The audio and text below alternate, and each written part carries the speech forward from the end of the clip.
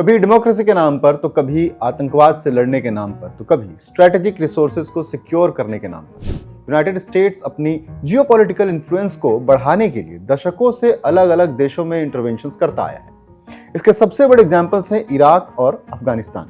9/11 की घटना के बाद से ही अमेरिका अल-कायदा और तालिबान को खत्म करने के लिए अफगानिस्तान में घुसना शुरू कर दिया। लेकिन इसका असर क्या हुआ? 20 साल लंबा कब्जा, हजारों कैजुअलिटीज, मिलिट्री पर लाखों करोड़ों खर्च। 2021 में अफगानिस्तान से अमेरिकी सेना के चले जाने के बाद तालिबान ने वापस से अपनी पकड़ मजबूत कर ली, जिसने अमेरिका की मिलिट्री और स्ट्रेटेजिक प्लानिंग दोनों की कलाई खोल दी।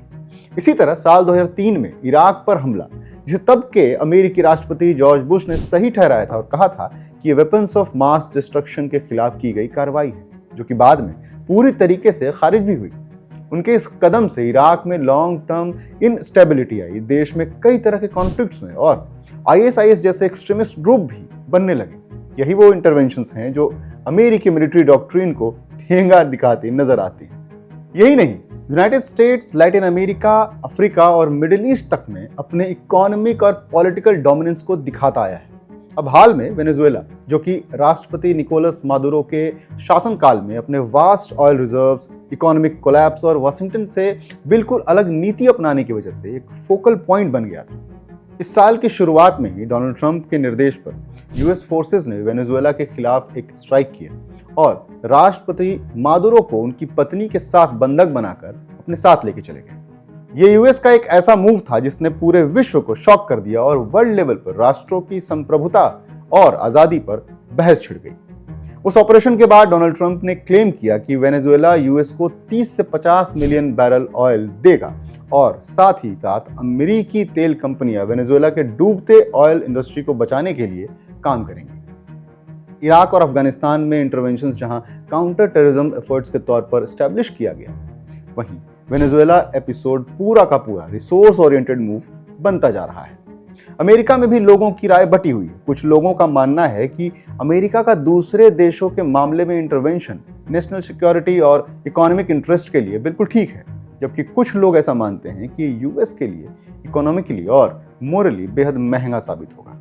डोनाल्ड ट्रंप के दोनों ही टर्म्स, चाहे वो पहला टर्म हो या अभी का मौजूदा term, transactional diplomacy, economic nationalism और फॉरेन इंगेजमेंट से भरे पड़े हैं। खास करके व्हाइट हाउस में वापस आने के बाद डोनाल्ड ट्रंप ने एक से एक ऐसे फैसले लिए जिसकी वजह से वो लगातार हेडलाइंस में बने रहे। उन फैसलों में सबसे बड़ा फैसला था ट्रेड टैरिफ का। डोनाल्ड ट्रंप ने वापसी करते हुए सबसे पहले अपने बड़े पार्टनर्स पर हाई टैरिफ इंपोज किया, जिसमें सबसे बड़ा नाम इंडिया और चाइना का था। ये टैरिफ्स अमेरिकी इंडस्ट्रीज को बचाने और ट्रेड डेफिसिट को कम करने के लिए था, लेकिन इसके बाद उन्हें दूसरे देशों के साथ साथ अपने देश में भी आलोचना झेलनी पड़ी।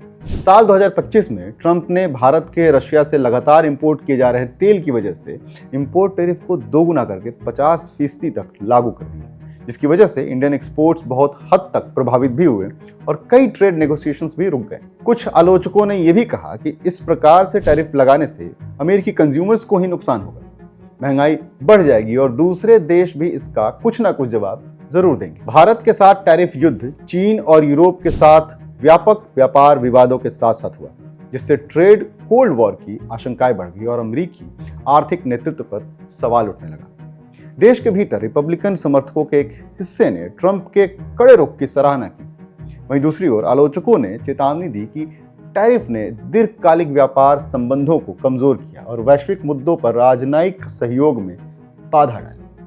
अगर देखा जाए तो ट्रंप का वेनेजुएला में मिलिट्री इंटरवीन उनके खुद के पॉलिटिकल सिग्निफिकेंस के लिए बेहद जरूरी था। इस तरह से अमेरिकी इन्फ्लुएंस में आने वाले देशों पर डोमिनेंट होकर ट्रंप ने डोमेस्टिक इकोनॉमिक कंसर्न से मीडिया और लोगों का ध्यान ही हटा दिया। ट्रंप के इस कदम से एनर्जी को लेकर मुखर रहने वाले अमेरिकी नागरिक भी संतुष्ट हो गए और देश में रिपब्लिकन्स का सेफ सफिशिएंट अमेरिका का आइडिया भी वापस से मुख्य धारा में आने लगा। लेकिन फिर भी इसकी लीगैलिटी, कॉस्ट और क्लाइमेट इंप्लीकेशंस को लेकर कई एक्सपर्ट्स ने अपने विचार रखे कि इस तरह से ऑयल एक्सप्लॉयटेशन ग्लोबल एनवायरनमेंट गोल को पीछे धकेल देगा।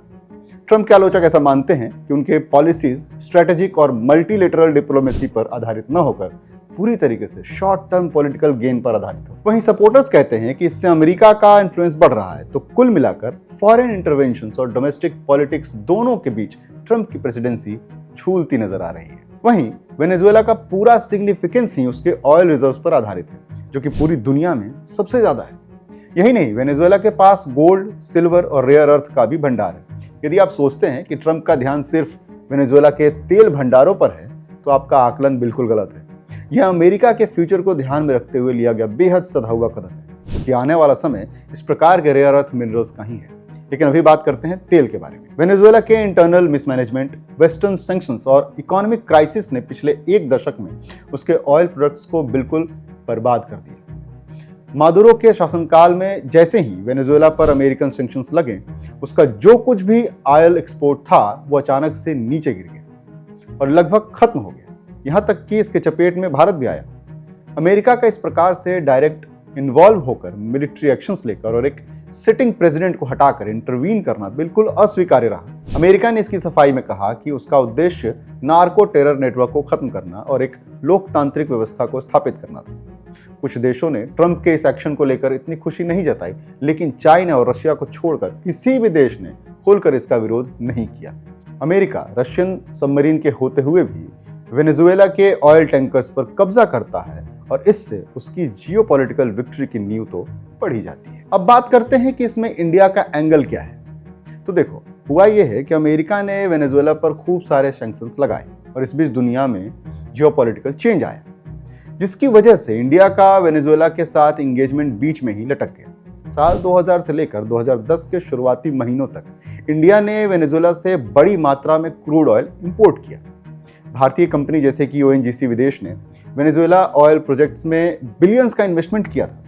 लेकिन 2019 में यूएस सैंक्शंस के बाद इंडिया को मजबूरी में उन इंपोर्ट्स को रोकना पड़ा और साल 2025 आते आते ये कुल 0.6% ही रह गए। जो कुछ भी अभी वेनेजुएला में हो रहा है, इससे इंडिया को कोई खास नुकसान पहुंचे ऐसा है नहीं। एक बात यह भी है कि वेनेजुएला से जो क्रूड ऑयल आता है वो बहुत हैवी होता है, जिसे प्रोसेस करने में बहुत रिसोर्स और पैसा लगता है। साथ ही साथ जैसा कि मैंने बताया, ट्रेड वॉल्यूम घटकर 0.6% ही रह गया है, तो इससे इंडिया को कोई शॉक हो, ये बात अभी तक तो समझ में नहीं आती।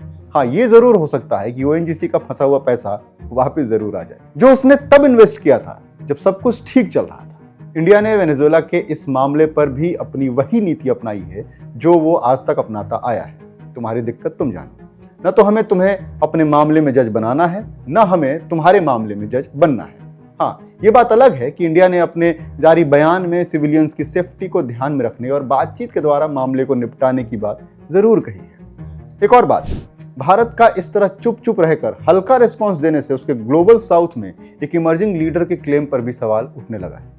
यदि कुछ छोटे देशों से कंपेयर करें, जैसे कि चिली या क्यूबा, जिन्होंने खुलकर अमेरिका का विरोध किया है, तो उस स्थिति में भारत अमेरिका से अपने द्विपक्षीय संबंध बचाते हुए ही दिखाई दे रहा है। इसकी एक वजह ट्रंप के लगाए राक्षसी टैरिफ भी हो सकते हैं, और अब तो ट्रंप अपने नए बिल की भी बात करते दिखाई दे रहे हैं, ग्राहम बुलमेंथन सैंक्शंस बिल या दी सैंक्शनिंग रशिया एक्ट ऑफ 2025, जिसमें रशिया से व्यापार करने वाले देशों पर 500% टैरिफ का प्रावधान है। इंडिया के लिए ऑटोनॉमी बनाए रखने के लिए मेजर ग्लोबल पावर्स को साधना बहुत जरूरी है, ताकि देश की इकोनॉमी और सिक्योरिटी कंसर्न्स फुलफिल होते रहे। वेनेजुएला, इराक और अफगानिस्तान में अमेरिकी हस्तक्षेप और उससे जुड़ी जियोपॉलिटिकल चालें ग्लोबल पावर डायनेमिक्स की जटिलताओं को उजागर करती हैं, जहां सैन्य, आर्थिक और संसाधन हित आपस में टकराते हैं। डोनाल्ड ट्रंप ने इन जटिलताओं को और बढ़ा दिया है। उन्होंने आक्रामक विदेश नीति के फैसलों और अमेरिकी हितों को साधने के लिए टैरिफ जैसे व्यापारिक साधनों का इस्तेमाल किया है। इसकी वजह से उन्हें अक्सर देश और विदेश दोनों जगह आलोचना का सामना करना पड़ा है। भारत के लिए वेनेजुएला संकट और अमेरिका के साथ टैरिफ युद्ध रणनीतिक संतुलन बनाए रखने की चुनौतियों का परफेक्ट एग्जाम्पल है। आर्थिक और ऊर्जा सुरक्षा सुनिश्चित करना, वैश्विक शक्तियों के साथ संबंधों को मैनेज करना और संप्रभुता तथा नॉन इंटरफेरेंस के सिद्धांतों को कायम रखना। वेनेजुएला में अमेरिकी सैन्य कार्रवाई के मद्देनजर भारत की डिप्लोमेसी लॉन्ग टर्म इंटरेस्ट की रक्षा करते हुए अनावश्यक तनाव से बचने के उद्देश्य से अपनाए गए प्री प्लान्ड स्ट्रेटेजी को दर्शाती है। आखिर में यही कहूंगा कि ग्लोबल इंटरवेंशंस, रिसोर्सेज, पॉलिटिक्स और आर्थिक कूटनीति के अंतर संबंध से यह स्पष्ट होता है कि कोई भी राष्ट्र, यहां तक कि महाशक्ति भी अकेले कार्य नहीं करता। निर्भर करेगा कि अमेरिका, भारत, चीन और अन्य देश पावर बैलेंस, ऑटोनॉमी का सम्मान और एनर्जी स्टेबिलिटी एवं जलवायु परिवर्तन जैसी साझा चुनौतियों पर सहयोग कैसे करते हैं।